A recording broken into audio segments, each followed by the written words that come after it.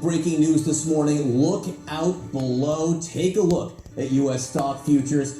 All markets on edge and dropping. These futures just took a notable turn downward again on the heels of the worst day Wall Street has seen in 5 years. Now, right now, futures aren't quite as bad as yesterday, almost as bad, but they're still not looking good at all. And they just dropped more on the news that China is striking back, retaliatory tariffs, big ones. Let's dig more into the breaking news that John was talking about at the top. China is now hitting back, retaliating against the Trump tariffs, announcing this morning it is now slapping a reciprocal 34% tariff on all U.S. goods. With stock futures, I mean, this is not looking good. The next piece of data that investors and beyond are also going to be looking at this morning is the March jobs report. It comes out next hour. To date, the labor data has painted a picture of a jobs market that's cooling, but not contracting. Is that all about to change? CNN's Matt Egan is here. Let's start with this breaking news, though, which is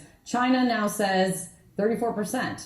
Yeah, look, that is why we're seeing more mayhem in financial markets around the world. Markets are going boom, but they're going boom down. Look at this, Dow futures off by almost 3%. This signals another 1,200 point loss at the opening bell. That's on top of yesterday's 1,700 point loss. Steeper losses for the NASDAQ futures down 3%. So what happened was futures were down a bit, and then China retaliated. They came back and they said they're putting a 34% tariff on goods that are made in the United States. It's not shocking to see China fire back. Right.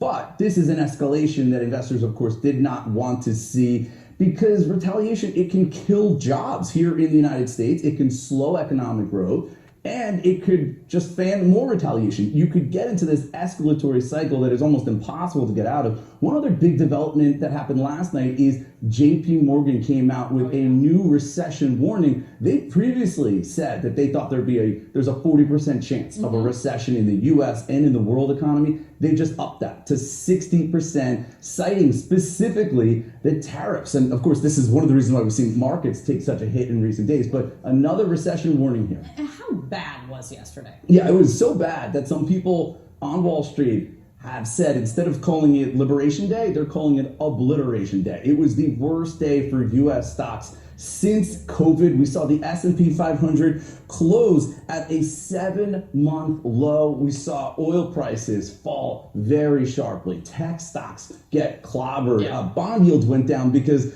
investors piled into the safety of ultra-safe government debt. One of the only things that went up on the day was fear. We saw the VIX volatility index go straight up. One of the stocks that got hit the hardest was Apple. Apple's really kind of at the epicenter here, right? It's the world's most valuable company. Yesterday, it lost $310 billion, worst day since 2020 for Apple, and that's because they make a lot of their stuff, their iPhones and other items, they make it all overseas, and those products are now facing steep tariffs. And again, now you have China retaliating. U.S.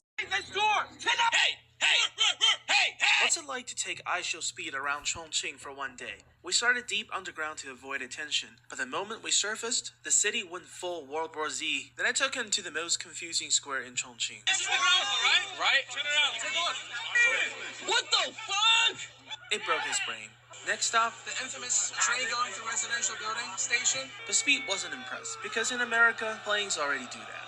After that, we took Asia's longest escalator. We were scared. It was steep. Then came the highway bus that climbs 20 floors into the sky. Who built this city, bro? And of course, I let him test drive a Chinese supercar that twerks. It's moving by itself. As night fell, the cyber city came alive. Neon, chaos, glowing castle on cliffs. Speed was in love. This is China, baby. Zoom out, show the whole city. Yo.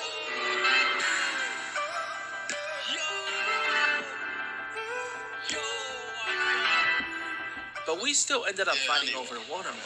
Hey. This is mine. At the end of it all, I asked him again. On a scale of 1 to 10, how much do you rate this door? 10 out of 10. Nice. Chongqing, 10 out of 10.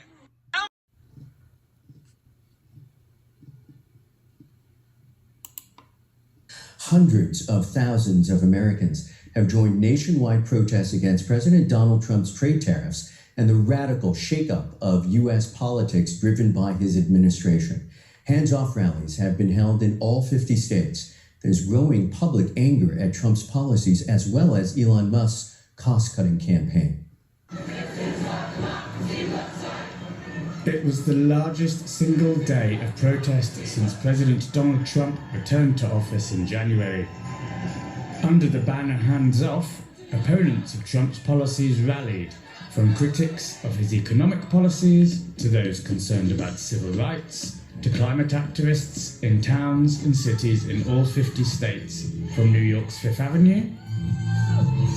I feel horrible. Immigrants are getting deported. The president's so worried about 0.1% of the population, transgender people, but he doesn't care about the economy, he doesn't talk about lowering prices, inflation. To Charlotte, North Carolina,